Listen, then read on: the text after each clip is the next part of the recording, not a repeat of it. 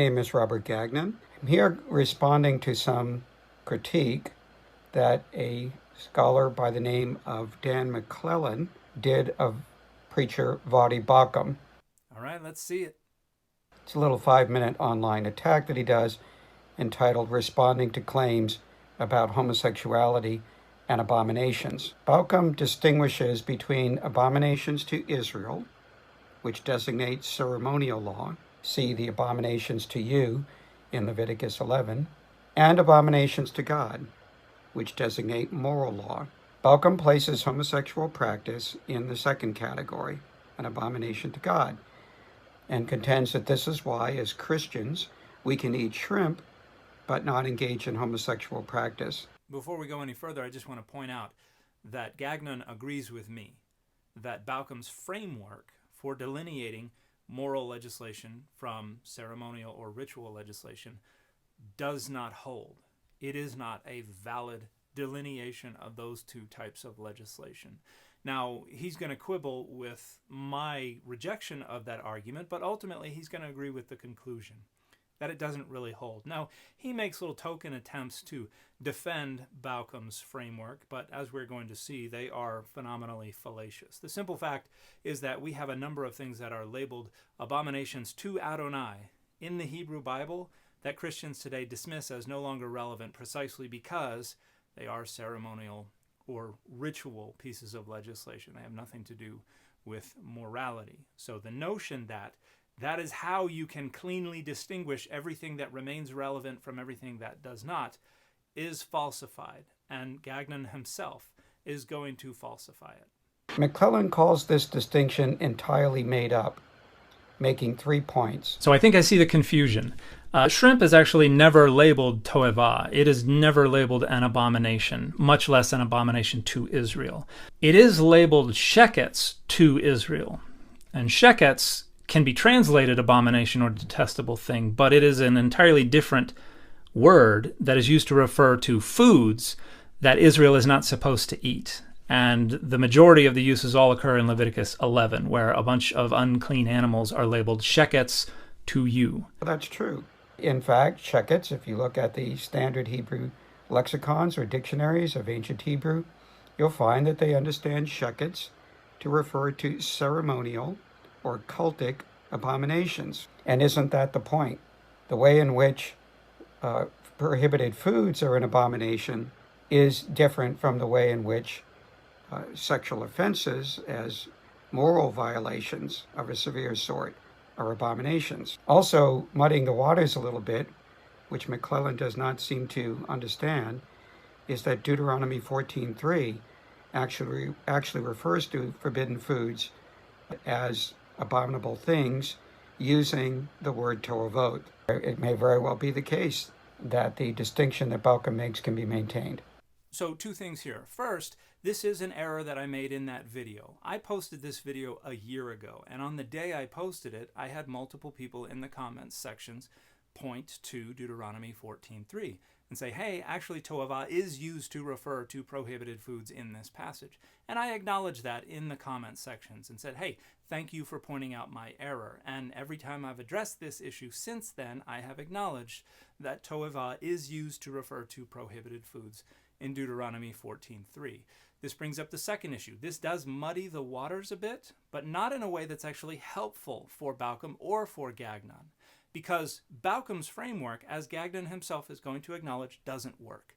You can't say, if you look at everything that is labeled abomination to Adonai, that is moral legislation that continues to be relevant to Christians today, whereas everything that is labeled abomination to Israel is ceremonial/ritual legislation that is no longer relevant to Christians today. That distinction is not inherent in the text.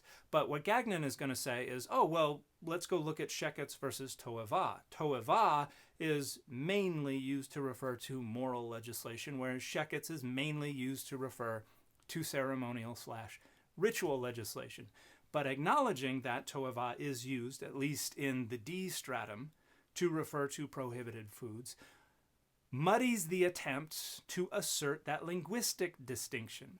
In other words, irrespective of the framework you apply to the text, you cannot find inherent to the text of the Hebrew Bible a clean division between moral legislation and ceremonial or ritual legislation. But folks like Bauckham and Gagnon need there to be precisely such a distinction, because that is what allows them to say Christians have rejected a lot of the law and accepted other parts of the law, not arbitrarily, not by picking and choosing what they want to keep and what they want to get rid of, but because of an actual inherent distinction that was already in the texts when they got to the texts. And that is an argument that is simply not sustainable. There is no such inherent distinction between all moral legislation that Christians insist is still relevant to us today and all ceremonial or ritual legislation that Christians insist are not relevant to us today.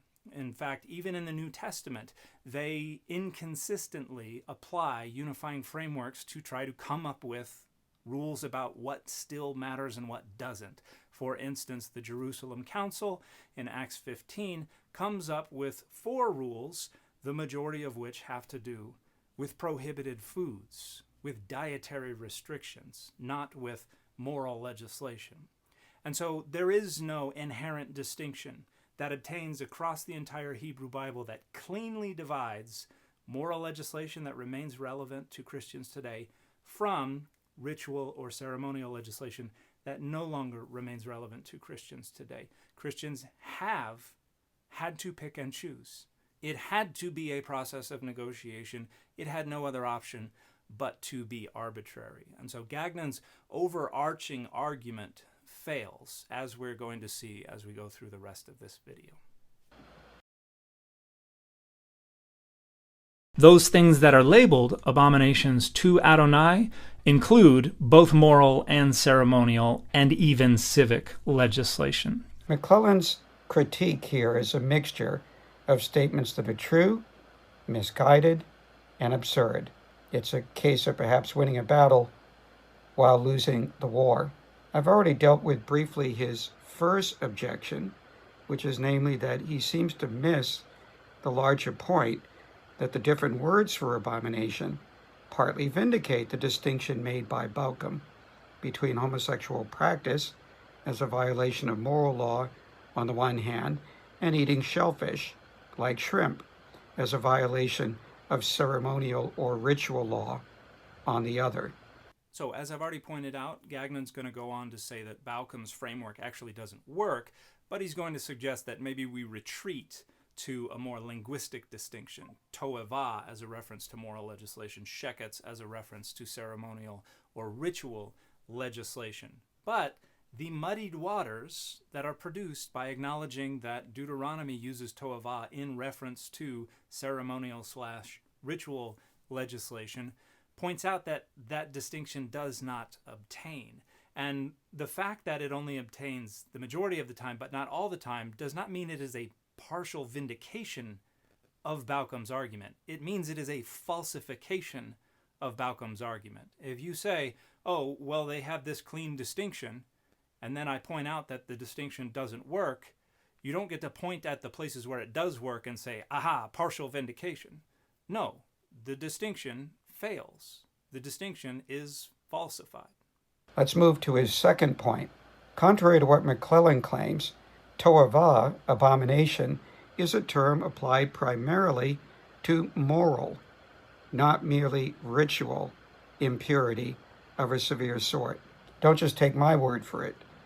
2 Jewish scholars of the Bible, prominent in this discussion, concur.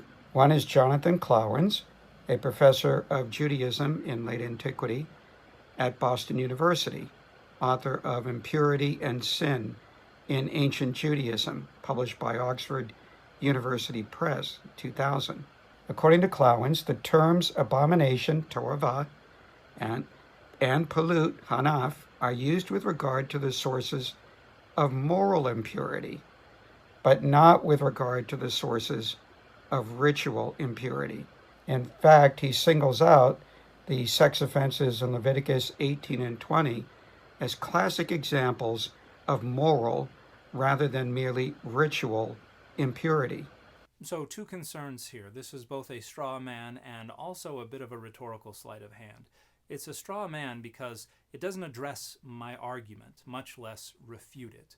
Because my argument is not that toeva doesn't refer to moral impurity. My argument is not that it refers entirely, exclusively, or even primarily to ceremonial or ritual impurity. So pointing out that it refers primarily to moral impurity rather than to ceremonial/ritual impurity doesn't address my argument, much less refute it. I would agree with that statement.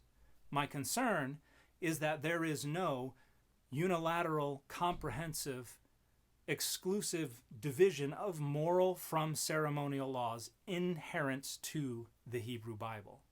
That can only be imposed upon the Hebrew Bible from the outside. And this quotation from Klawans, I think, is a bit of a rhetorical sleight of hand because it makes it sound like Klawans is asserting just such a comprehensive, unilateral, absolute distinction.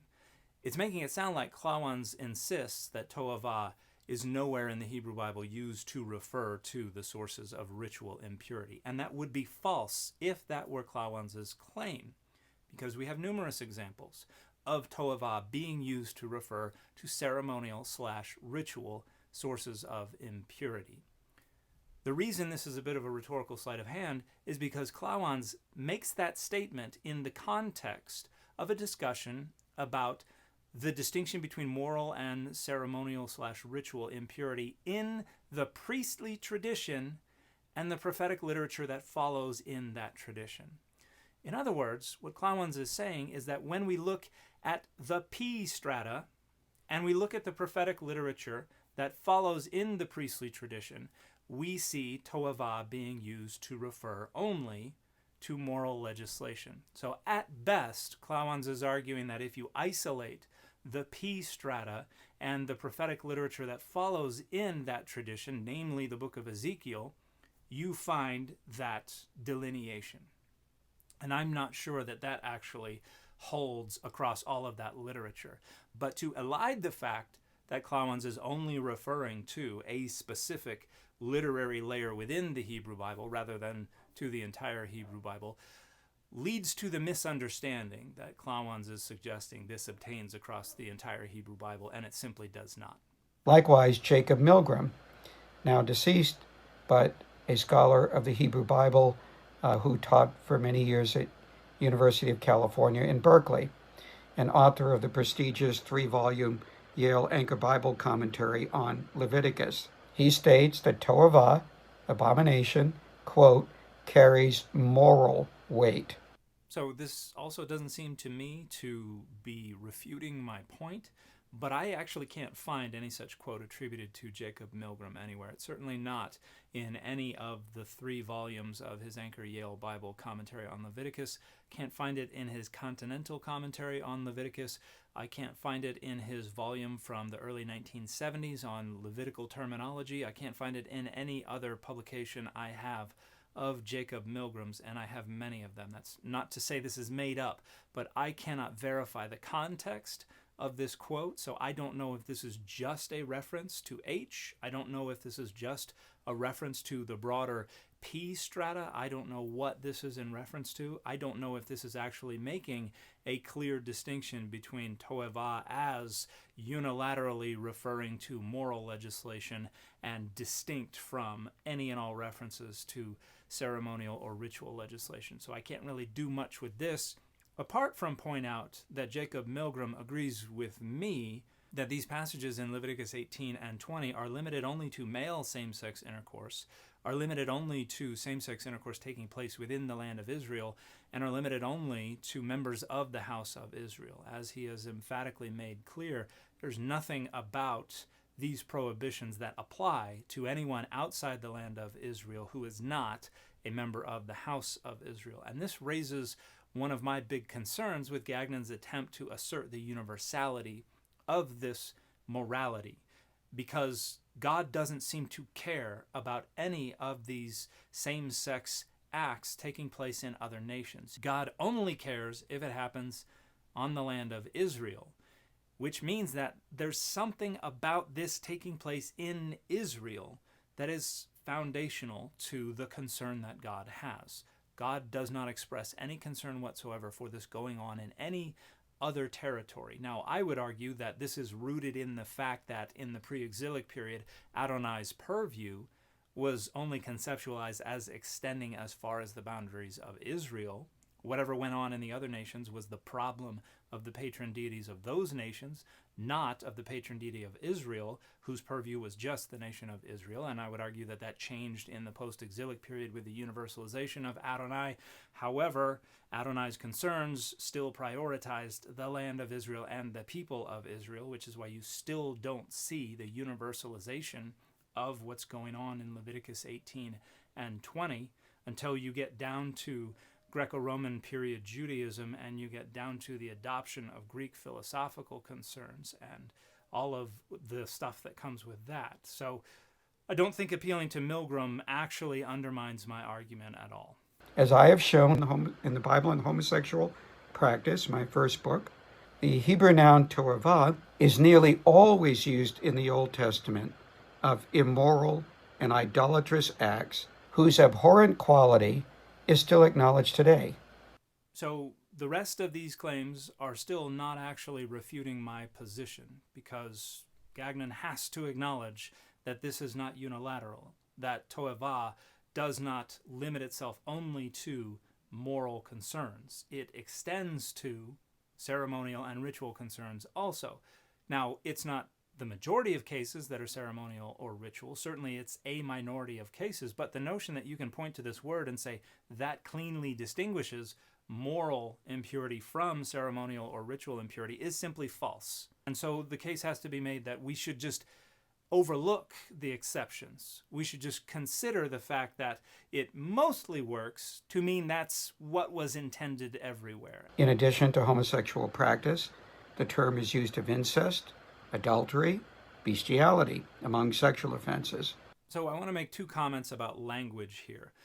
You'll notice that Gagnon uses this phrase, homosexual practice, an awful lot. He doesn't refer directly to same-sex intercourse. He doesn't refer directly to homosexual orientations. He just uses homosexual practice as a catch-all for all of it. And this is where another rhetorical sleight of hand is taking place, because the Bible knows absolutely nothing of homosexual orientations, at least not that in any way, shape, or form whatsoever relate to how we understand homosexual orientations today. Their understanding of human sexuality was entirely different. But Gagnon uses homosexual practice to rope that in, even though he knows that's not in the Bible. He also uses homosexual practice to refer to what is condemned in Leviticus 18 and Leviticus 20, ignoring that Leviticus 18 and Leviticus 20 quite conspicuously omit any reference to female same-sex intercourse. So in referring generally to homosexual practice, he generalizes what is a very specific condemnation and makes it sound like it's referring to any and all homosexual intercourse or orientations, because he's using that one catch-all, and that is inaccurate when you're talking about a passage that conspicuously omits any reference to female same-sex intercourse, and then raises the issue of, wait a minute, they're referring to female bestiality right after they're referring to male same-sex intercourse, so they are cognizant of the role of women in different kinds of sexual acts. So why do they omit female same-sex intercourse? This may have something to do with their rationale for condemning male same-sex intercourse, but we don't get into that because we've got this catch-all. And Gagnon just refers to homosexual practice as if every single time the Bible refers to anything having to do with same-sex intercourse, it is roping everything in the way Gagnon wants his phrase homosexual practice to rope everything in. So there's a rhetorical sleight of hand going on there. But additionally, to say that the word toavah in almost every occurrence refers to moral impurity rather than to ceremonial or ritual impurity does not actually validate the argument that the Hebrew Bible strictly distinguishes moral impurity from ceremonial and ritual impurity. It only points out that the majority of the time this word makes that distinction. But in a minority of occurrences, it doesn't. Toavah refers to ceremonial and ritual impurity. And so the framework doesn't fit what's in the text. And this video is already getting a little long, so I'm going to skip over some of the stuff that Gagnon talks about that is repeated or is already covered in other things I've talked about. But just because the word toavah usually refers to something we would label moral does not mean that there is anything inherent to the text of the Hebrew Bible that validates a strict delineation of moral impurity from ritual or ceremonial impurity. Again, as I've stated before, no such strict compartmentalization or binary is inherent to the text of the Hebrew Bible. As much as Gagnon would like that to be the case, he can only deal with the fact that it's a trend. It's mostly that way. And then he tries to argue that we can rationalize the exceptions away, not based on what's in the text, but based on our own rationale, based on our own reasoning about why this is included and that's not included. In other words, we're always imposing unifying frameworks from outside the text in order to overrule the categories that the text itself is using. And those categories differ from literary layer to literary layer. Even within Leviticus 18, we have two different literary layers. Leviticus 20 is an even later literary layer that is revising the two literary layers in Leviticus 18. And then we have the rest of P, which is different from the Holiness Code. And then we have D, and then we have non-P, and we have a bunch of different literary layers, and they're using the word differently. They're approaching the issue of same-sex intercourse differently. In fact, there is no other passage anywhere in the Hebrew Bible that directly addresses the morality of any and all kinds of male same-sex intercourse, because Genesis 19 doesn't do it. Genesis 19 is about threatening male outsiders with sexual assault. The use of the threat of sexually assaulting males as a means of subjugating them, of shaming them, of emasculating them, of asserting dominance over them. That is a very different conceptual domain from the notion of loving, consensual, monogamous, long-term, equal same-sex partnerships. Also used for idolatry, child sacrifice, murder, theft, oppressing the poor, and false testimony in court. Which of those things do we not acknowledge today as immoral or idolatrous acts? Of over 70 occurrences of the word toavah in the Old Testament, only a small handful would be regarded today as merely ritual or ceremonial. Let's talk about a few of those few exceptions.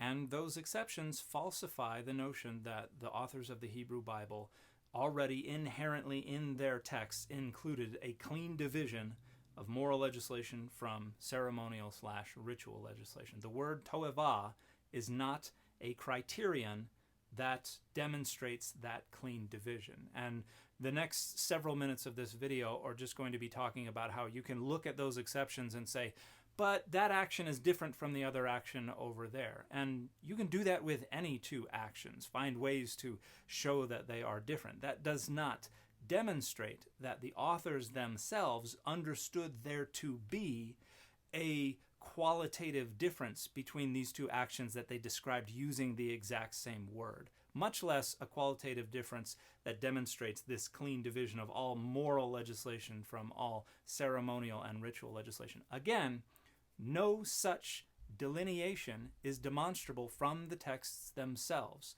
Any such attempt to divide the laws of the Hebrew Bible into moral legislation and ceremonial/ritual legislation require imposing post-biblical, extra-biblical unifying frameworks to overrule what we actually find in the text. And saying toavah marks that distinction except for where it doesn't, but we can just rationalize away the exceptions, doesn't really overcome that fact. The only other partial exceptions to the rule that toavah refers to moral impurities rather than merely ritual impurities are three texts that we find in Genesis and Exodus, which speak about what the Egyptians regard as toavot, abominations, and therefore irrelevant for our purposes. So I wanted to chime back in at the end here to point out that this usage in Genesis and Exodus in reference to the perspective of Egyptians is not irrelevant, because they are not quoting the Egyptians. They're not using Egyptian words. They're using their own Hebrew word to describe the perspective of the Egyptians as far as they understand it, which means they understand the perspective of the Egyptians to be translatable as toeva or toevot. Whatever is going on with the Egyptians, that is equivalent to what Hebrew speakers understand as toeva or toevot. So this is not irrelevant. It's another demonstration that different authors, different literary layers are using this word according to different understandings of the word, different semantic fields associated with this word, which again falsifies the notion that we can use toeva as a marker of moral legislation, moral concern, moral sources of impurity across the entire Hebrew Bible. That is not supported by any data.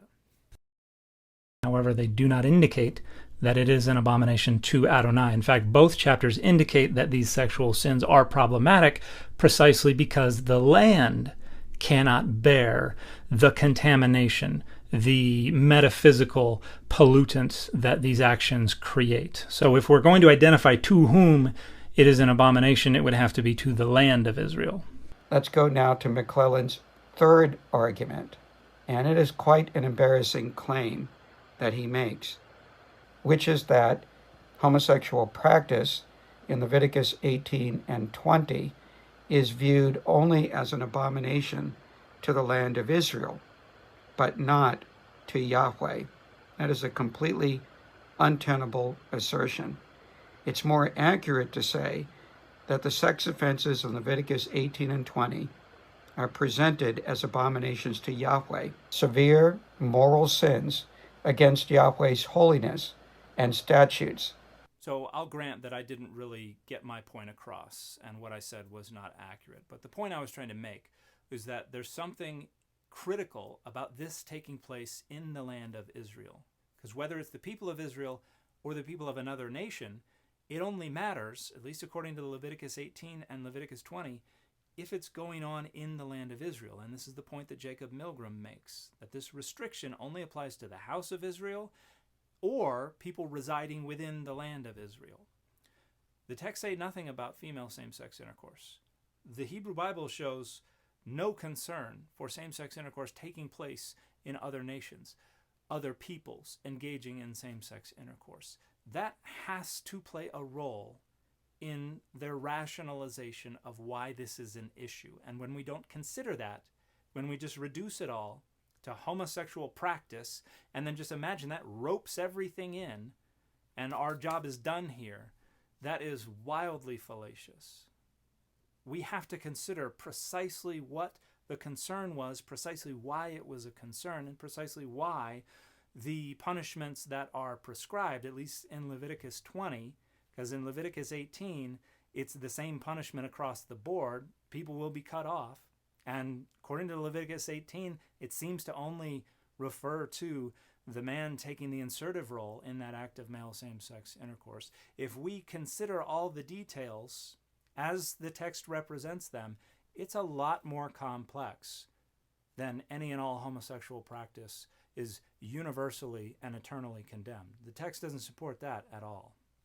There's not much that we can really glean from McClellan's three objections. Are we done? No, not actually. It still remains for us to be more precise about what distinguishes moral impurities from merely ritual impurities. This is what neither Balcom nor McClellan does. Earlier I noted that I had reservations about whether the distinguishing mark between moral abominations and ceremonial abominations is that the former are abominations to Yahweh and the latter are abominations only to Israel. All abominations to God should also be abominations to Israel, right? Obviously, since Israel is God's people in a special way. And can it be that a ceremonial abomination to Israel is not also a ceremonial abomination to God? That's questionable. Maybe, but it's questionable. I think that we're on firmer ground, and I've written on this, in arguing that the prohibitions of homosexual practice, incest, adultery, and bestiality are moral and not merely ritual impurities, based on a set of criteria that distinguish moral offenses from merely ritual offenses. So I'm going to be skipping over this part because it doesn't really address my argument or my concerns. I'm willing to grant that the authors of Leviticus 18 and 20 understood these sexual acts to be moral abominations, and I have not argued that they actually understand them to be the sources of only ritual impurity. That's not my concern. My concern here is whether or not we can demonstrate that there is a strict and clear binary inherent to the texts of the Hebrew Bible between moral legislation and sources of moral impurity and ceremonial/ritual legislation and the sources of ceremonial or ritual impurity. My point is that there is no such binary inherent to the texts across the board. My point is that that binary can only be asserted when someone imposes from outside the texts a unifying framework on the texts, because the word toavah doesn't indicate any such binary. You have to rationalize away the exceptions to your unifying framework in order to make it sound like toavah actually supports that binary. It doesn't. There is no word, there is no combination of words, there is no framework that is demonstrably inherent to the texts of the Hebrew Bible that assert any such clear binary between moral legislation and ceremonial/ritual legislation. By the way, if you would like a less dogmatic and a more scholarly approach to the question of morality in the Hebrew Bible, I would highly recommend Thomas Kazan's work on this, particularly this article and this book, both of which incorporate the cognitive science of religion and talk about disgust sensitivity as a framework that makes much better sense of what's going on in the conceptualization of moral impurity and things like that. And I would also recommend checking out this book when it comes to impurity and contamination through the lens of the cognitive science of religion as well. And in my book, The Bible Says So, What We Get Right and Wrong About Scripture's Most Controversial Issues, in the chapter on homosexuality as an abomination, I talk about the relevance of disgust sensitivity to the origins of the homophobia that we find reflected in the prohibitions in the Hebrew Bible, as well as the scholarship that tries to prop up and defend that homophobia. In all these respects, the sex laws in Leviticus 18 and 20, including the prohibition of homosexual practice, come under the heading of moral rather than merely ritual impurity. McClellan completely ignores this, and in doing so, he loses the war. You are fighting a different war. Now, McClellan ends that little video with two statements that well illustrate how extreme and heretical his position is from a Christian perspective. First, McClellan claims reality is that everything in the Bible is negotiable. Everything. Not only the Bible's stance on homosexual practice, but also its stance on incest, negotiable. Bestiality, negotiable. Murder, negotiable. Economic exploitation, negotiable. Of the poor, that is, of the fact of God being sole creator of heaven and earth, negotiable. Human beings made in God's image, negotiable. Christ's atoning death and bodily resurrection from the dead, the very heart of the gospel, negotiable. Yes, all of those things are demonstrably negotiable.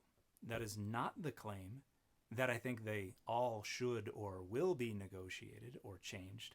It is just the observation that these things are based on interpretation, and that if enough people want to interpret it a different way, there's nothing in the text that can stop them. It all comes down to consensus, which means it is all negotiable. That's just a fact. If everything in the Bible is negotiable, then everything that Jesus himself ever taught by word or deed would also be negotiable. But such a view, if it were to be taken seriously, would not only rebel against any concept of Christ as Lord. Well, I couldn't care less about that, but it's pretty telling that your only response is to say that the theological implications are unacceptable. That's a pretty clear indication you're not actually concerned for what's true, you're just concerned for what fits your worldview. It would make Christianity impossible to define meaningfully.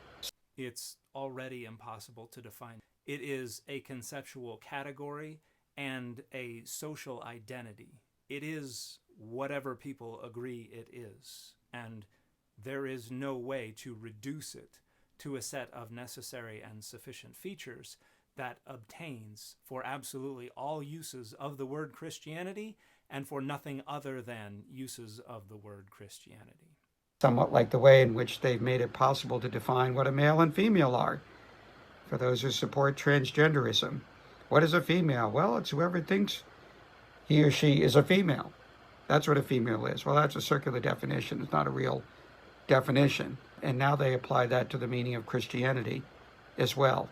It's a manifestly heretical position designed to inoculate and exempt heretics from the charge of heresy.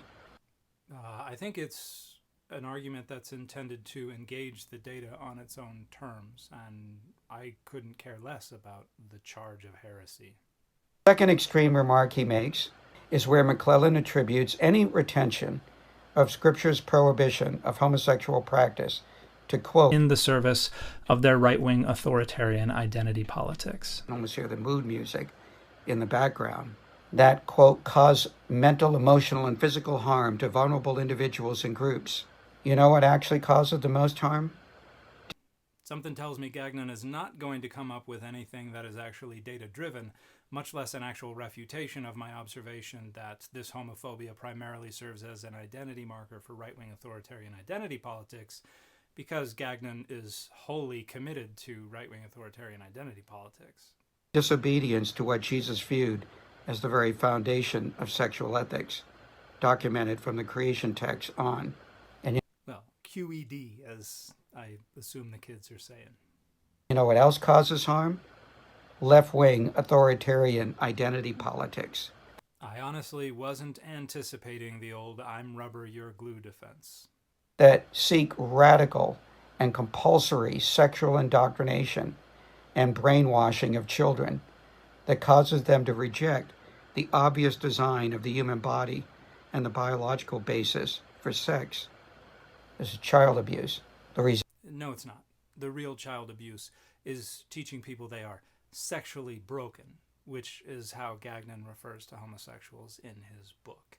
That is what leads to trauma and PTSD and children taking their own lives. There's nothing wrong with being homosexual.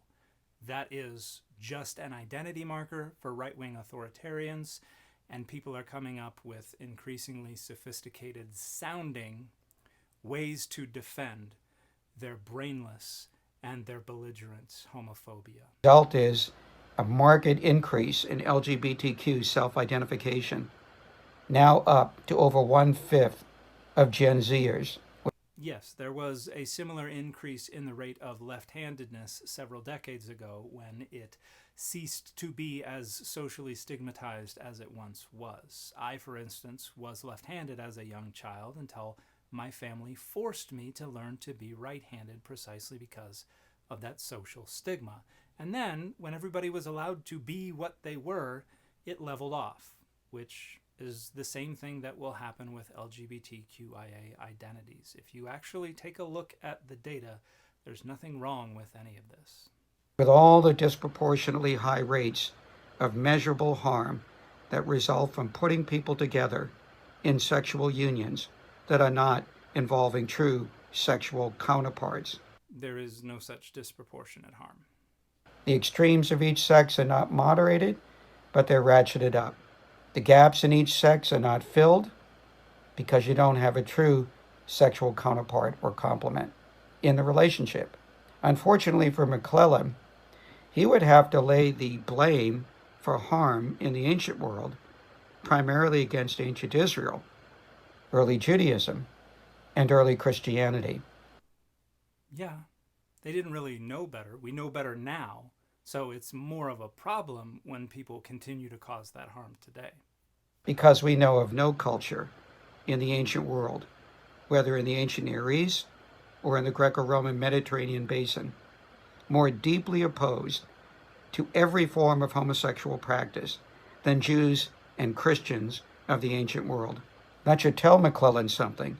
Yes, it tells me that you're not very good at constructing an argument that works for anyone who doesn't already agree with you.